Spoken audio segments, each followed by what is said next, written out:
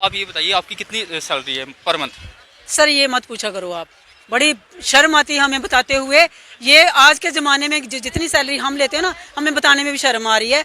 5,000 मात्र वर्कर को मिलता है और 2200 जो है हेल्पर को मिलता है। आप ये बताइए आपकी कितनी सैलरी है पर मंथ? सर ये मत पूछा करो आप, बड़ी शर्म आती है हमें बताते हुए। ये आज के ज़माने में जितनी सैलरी हम लेते हैं ना, हमें बताने में भी शर्म आ रही है। 5,000 मात्र वर्कर को मिलता है और 2200 जो है हेल्पर को मिलता है। कंट्री मेल देख रहे हैं आप और मैं हूं आपके साथ आदित्य राजपूत। एक बार फिर आंगनबाड़ी वर्कर्स जो हैं वो सड़कों पर हैं। काफ़ी सालों से ये लोग प्रदर्शन कर रहे हैं, लेकिन अगर बात की जाए तो इनका साफ तौर पे ये कहना है कि इनको रेगुलाइज किया जाए और इनकी जो 5-6 महीने की पेंडिंग वेजेस है उन्हें रिलीज़ किया जाए। और यहीं पर अगर बात की जाए तो कल गवर्नर साहब की तरफ से एक ऑर्डर भी निकाला गया। क्या ये लोग उस ऑर्डर से खुश हैं या ना खुश हैं, वो इनसे जानने की कोशिश करेंगे। पहले आप ये बताइए आपकी कितनी सैलरी है पर मंथ? सर ये मत पूछा करो आप, बड़ी शर्म आती है हमें बताते हुए।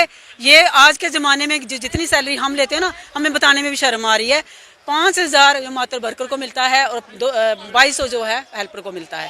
ये शर्म आनी चाहिए ये सुन के। और ऊपर से इन्होंने जो कल हमारे ऊपर ऑर्डर थोपा है कि ये 60 साल की जो वर्कर है उसको रिटायर कर दिया इन्होंने, बिना कुछ दिए। कोई ग्रेचुटी नहीं, कोई पेंशन नहीं, कोई स्कीम नहीं हमारे लिए, लेकिन सिर्फ यही पॉलिसी बनाई है 60 साल की रिटायर कर दो। ये हमें कोई ऑब्जेक्शन नहीं है, रिटायर करो एज पर रूल। 60 साल का हम रिटायर कर सकते हो आप, बट हमारे लिए पॉलिसी तो कुछ बनाओ। हम पहले से इतने हरास हैं, इतने दुखी हैं, हमें कुछ दिया नहीं जा रहा। रेगुलाइज करने की डिमांड रख रहे थे आपके पास, हम अपने बेसिस बढ़ाने की बात कर रहे थे, हमें देना तो दूर की बात है और उल्टा इन्होंने हमें कल ये बहुत अच्छा तोहफा पेश किया है हमारे आगे। एक और तोहफा दिया आपको कि अगर किसी और वार्ड में किसी और लड़की की शादी होती है तो उसको निकाल दिया जाएगा जॉब से। सर ये कहाँ का इंसाफ है? ये पहले बोलना चाहिए था, जब मोदी ने अपने रूल बनाए थे ये पहले बोलना चाहिए था। नौकरी जब अप्लाई की थी हमने तब ये रूल ज्वाइन करना चाहिए। फिर तब हम अपने वार्डों में ही शादी करते, कहीं बाहर जाते ही नहीं, मतलब अपने भाइयों के साथ ही उधर बैठते। ये तो इन्होंने बहुत गलत रूल निकाला। अब मैं हूँ लड़की 8 नंबर वार्ड की या 5 नंबर वार्ड की, मेरी शादी हुई है 5 नंबर वार्ड में, तो अब मुझे क्या नौकरी से निकाल दे? 25 साल हो गए मुझे इसको डिपार्टमेंट का दिया, एक डिपार्टमेंट का काम हमसे करवाते नहीं है, 50 डिपार्टमेंट का काम करवाते हैं, ऊपर से आगे से बातें करते हैं। हम कहते हैं हमें रिटायर किया, बहुत अच्छी बात है, हमें खुशी हुई है, मगर हमने 50 साल इनको इस डिपार्टमेंट को दिए हैं।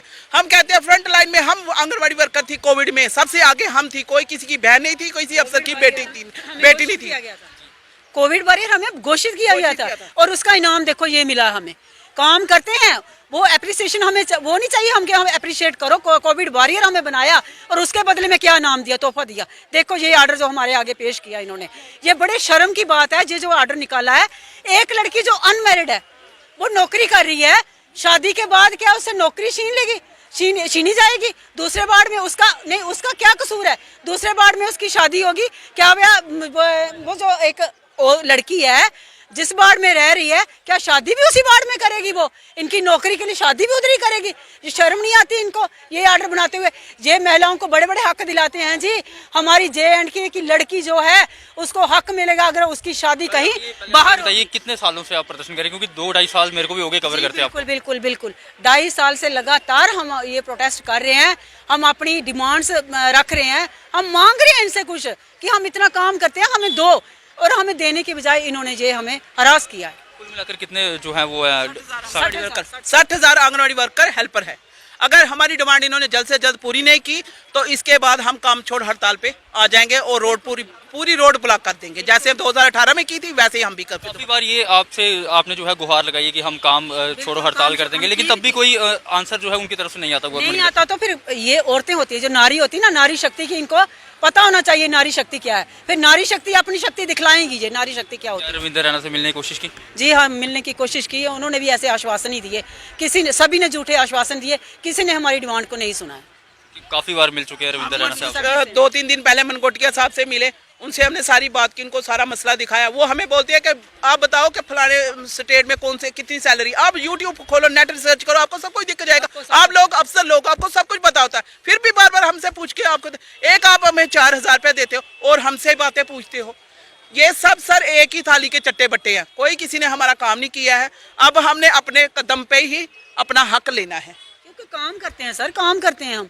काम इतना है, इतना काम आप सुन के हैरान हो जाओगे। एक ICDS के अलावा इतने डिपार्टमेंट का काम, हेल्थ का काम, हमें पोलियो का, हमें BLO का, हमें इलेक्शन की ड्यूटी हमारी, हर जगह कोविड का हमें, कोविड देखो कितना टफ टाइम था, वो इतने टफ टाइम में जाके डोर टू डोर जाके वर्कर ने काम किया है। तो इनको शर्म नहीं आती ऐसा ऑर्डर निकालने से पहले? काम करने का नतीजा जो है वो सामने आया है। ये देखो आप, कोविड वॉरियर को जो इन्होंने इनाम दिया है। तो आंगनबाड़ी वर्कर्स का साफ तौर पे कहना है कि हमारा जो है कहीं ना कहीं यूज़ किया जाता है जब कोविड होता है या फिर इलेक्शंस होते हैं या फिर पोलियो ड्रॉप जब दिलवाने होते हैं तब हमारा यूज़ किया जाता है, लेकिन जब पेंडिंग वेजेस की बात आए या फिर रेगुलाइजेशन की बात आए तो कहीं ना कहीं जो है इनके साथ गलत किया जाता है। और अब जिस तरह से गवर्नर साहब की तरफ से एक नोटिस जो है वो निकाला गया है और ये आंगनबाड़ी वर्कर जो है उस नोटिस से नाखुश होते हुए नजर आ रहे हैं। आप लोगों की क्या राय है, आप भी जरूर साझा कीजिएगा। तब तक के लिए बने रहिए आप कंट्री में।